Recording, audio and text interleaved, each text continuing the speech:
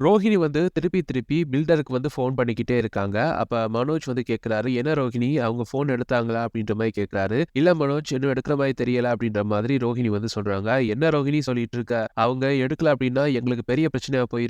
நெறைய கடன் குடுக்க இருக்கு. அது மட்டும் இல்லாம ஸ்டாஃப்ஸுக்கு வந்து சேலரியும் குடுக்க இருக்கு. இப்படியே விட்டா சரி வராது. வா நேரா அவங்க ஆஃபீஸுக்கு போவோம்" அப்படின்ற மாதிரி அவங்க ஆஃபீஸுக்கு வந்து போறாங்க. அங்க போயிட்டு உங்க எம்டி எங்க அப்படின்னு கேட்டதுக்கு வந்து அங்க உள்ள ஸ்டாஃப் வந்து சொல்றாங்க, "இல்ல அவங்க வந்து ஃபாரின் போயிட்டாங்க. அவங்க வர்றதுக்கு 2 வீக்ஸ் ஆகும்" அப்படின்ற மாரி சொல்றாங்க. அப்ப அவங்களுடைய கான்டாக்ட் டீட்டெயில் எதுவும் இருக்கா அப்படின்ற மாதிரி மனோஜ் வந்து கேட்கிறாரு. அதுக்கு அவங்க சொல்றாங்க, "இல்ல. ஏன்னா அவங்க வந்து இப்போ ஒரு வெக்கேஷனா தான் போயிருக்காங்க. அதனால ஆஃபீஸ் தொல்லை இருக்கக்கூடாது அப்படின்றதுக்காக வந்து அவங்க வந்து நம்பர வந்து ஷேர் பண்ண வேணாம்" அப்படின்ற மாரி சொல்லியிருக்காங்க. அது மட்டும் இல்லாம அவங்க ஆஃபீஸ் நம்பர் வந்து ஆன்சர் பண்ண மாட்டாங்க. அது மட்டும் இல்லாம பெர்சனல் நம்பர் மட்டும் தான் யூஸ் பண்றாங்க. அந்த நம்பர் எங்ககிட்டயே கிடையாது அப்படின்ற மாதிரி அவங்களுடைய ஸ்டாஃப் வந்து சொல்றாங்க. இது என்னடா புது பிரச்சனையா இருக்கு அப்படின்ற மாதிரி மனோஜ் வந்து யோசிச்சுட்டு இருக்காரு. சரி அவங்க ஏதோ மாறிக்கிரி கால் பண்ணாங்க அப்படின்னா நாங்க வந்துட்டு போனோம் அப்படின்ற மாதிரி சொல்லுங்க அப்படின்ற மாதிரி தன்னோட விசிட்டிங் கார்டை வந்து குடுத்துட்டு போறாரு மனோஜ். அப்படியே கீழே இறங்கி போயிட்டு இருக்கும் பொழுது ரோஹிணி கிட்ட வந்து சொல்றாரு, "என்ன ரோஹிணி இப்படி ஆயி போச்சு, இப்ப எப்படி சமாளிக்கிறேன்னு தெரியல" அப்படின்ற மாதிரி சொல்றாரு. அதுக்கு வந்து ரோஹிணி வந்து சொல்றாங்க, "ஆமா நான் தான் சொன்னேனே, ஏன் தேவையில்லாம இவ்வளவு கடனை வாங்கி வச்சிருக்கீங்க அப்படின்ற மாதிரி கேட்டேன். நீங்க தான் பெரிய பந்தா வேணும் அது வேணும்னு சொல்லிட்டு இருந்தீங்க. அது மட்டும் இல்லாம உங்க ஃப்ரெண்டும் உங்களுக்கு சப்போர்ட், அது மட்டும் இல்லாம புதுசா வந்த பிஏயும் உங்களுக்கு சப்போர்ட் பண்ணிட்டு இருக்காங்க.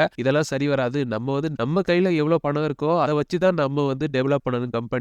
அதை விட்டுட்டு கடன் எடுத்தெல்லாம் கம்பெனியை வந்து டெவலப் பண்ணக்கூடாது" அப்படின்ற மாதிரி ரோஹிணி வந்து சொல்லிட்டு இருக்காங்க. மனோஜ் சொல்றாரு, "நீ சொல்றது சரிதான் ரோஹிணி, என்ன பண்றதுன்னு தெரியல. இப்ப கடன் கொடுத்தவன் வந்து நிப்பானே" அப்படின்ற மாதிரி சொல்லிட்டு இருக்காரு. சொல்லிட்டு இருக்கும் போதே கடன் கொடுத்தவன் வந்து கால் பண்றான். கால் பண்ணி வந்து, "எங்க பணம்?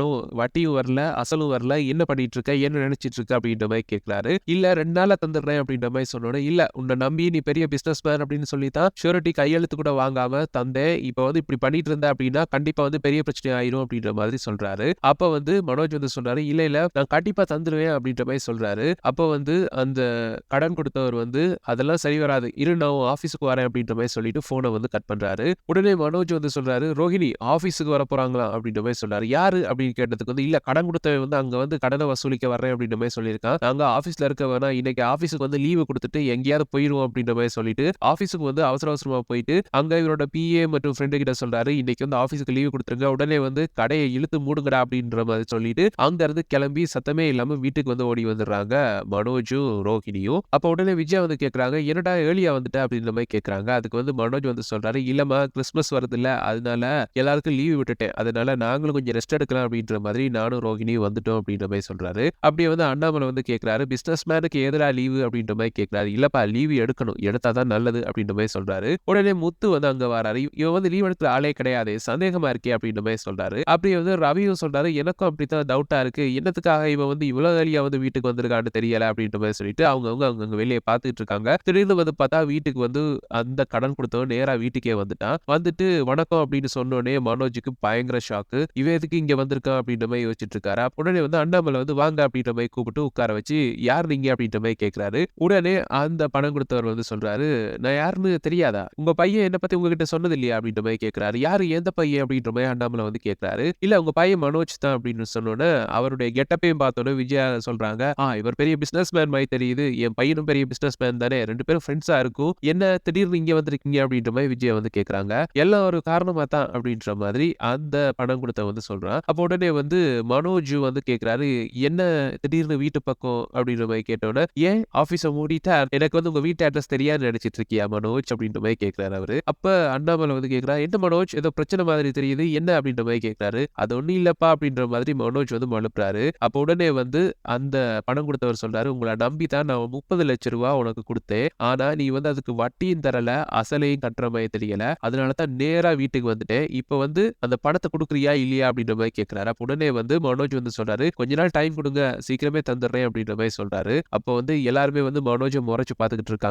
என்னடா பண்ணி வச்சிருக்க அப்படின்ற மாதிரி முத்து செம்ம காட்ல வந்து மனோஜை வந்து பார்த்துட்டு இருக்காரு. அப்ப உடனே வந்து அந்த பணம் கொடுத்தவர் வந்து சொல்றாரு, "அதெல்லாம் சரி இருக்கட்டும். அது நீ தரும்போது தந்துக்க. ஆனா இப்ப எனக்கு கேரண்டி கையெழுத்து வேணும். ஏன்னா கேரண்டி கையெழுத்து வாங்காம தான் உனக்கு வந்து பணம் கொடுத்தேன். ஏன்னா நீ பெரிய பிசினஸ் மேன் அப்படின்னு சொல்லி நம்பி. ஆனா இப்ப வந்து உன்னோட பிசினஸ் வந்து சரியா போற மாதிரி தெரியல.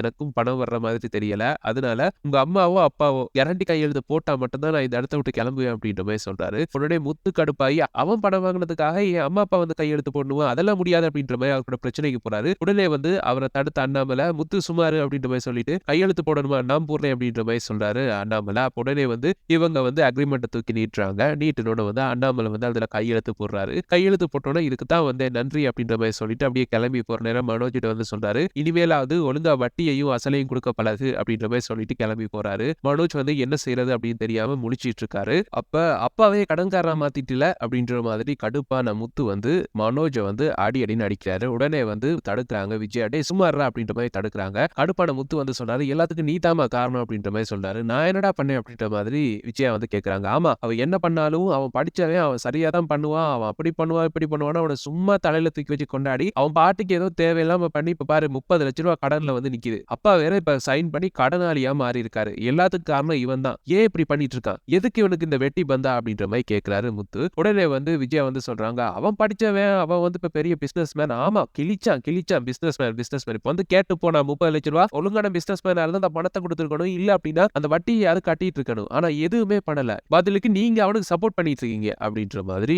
முத்து வந்து கடுப்பாராரு. உடனே அண்ணாமலை வந்து சொல்ற, டேய் முத்து சும்மா இருடா அப்படின்ற மாதிரி சொன்னாரு. இல்லப்பா, இது எப்படி சும்மா விட முடியும்? நீங்க பாட்டுக்கு ரிட்டையர் ஆகி இப்போ ஒரு நிம்மதியான வாழ்க்கை வாழ்ந்துட்டு இருக்கீங்க. உங்களை வந்து இப்போ ஒரு கடனாளியா மாத்தி வச்சிருக்கானே அப்படின்ற மாதிரி கடுப்பாராரு முத்து.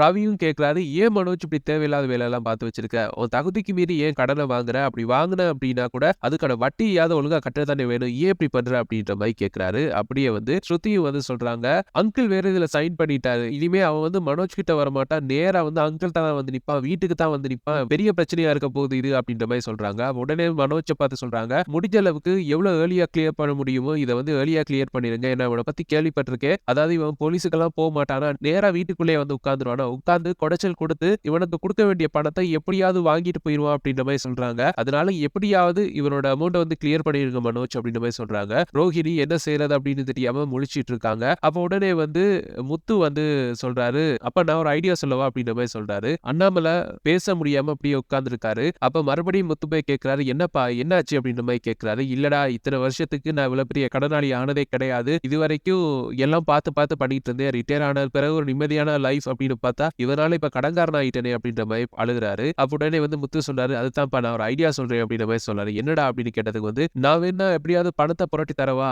அதை கொடுத்து அந்த கடன் அடைச்சிருவோம், அதுக்கு பிறகு இவங்கிட்ட பணத்தை வந்து நாங்க வாங்கிப்போம் அப்படின்ற மாதிரி முத்து வந்து சொல்றாரு. உடனே வந்து அண்ணாமலை சொல்றாரு, நீ எதுக்குடா பணம் கொடுக்கணும்? அவன் கடனாளி ஆனதுக்கு நீ ஏன் பணம் கொடுக்கணும் அப்படின்ற மாதிரி கேட்கிறாரு. இல்லப்பா, நீங்க சைன் பண்ணிருக்கீங்க, எனக்கு வந்து அப்பா முக்கியம், அதனால நான் சொல்றேன் அப்படின்ற மாதிரி சொல்றாரு. அப்படியே மீனாவும் சொல்றாங்க, ஆமா நாம எப்படியாவது அரேஞ்ச் பண்ணி கொடுத்துடலாம் இந்த பணத்தை அப்படின்ற மாதிரி சொல்றாங்க. அப்படியே ரவியும் சொல்றாரு, நானும் கொஞ்சம் பேங்க்ல பணம் வச்சிருக்கேன், அதை நானும் தாரேன். அதே மாதிரி ஸ்ருதியும் சொல்றாங்க, நானும் பணம் தாரேன் அப்படின்ற மாதிரி சொல்றாங்க.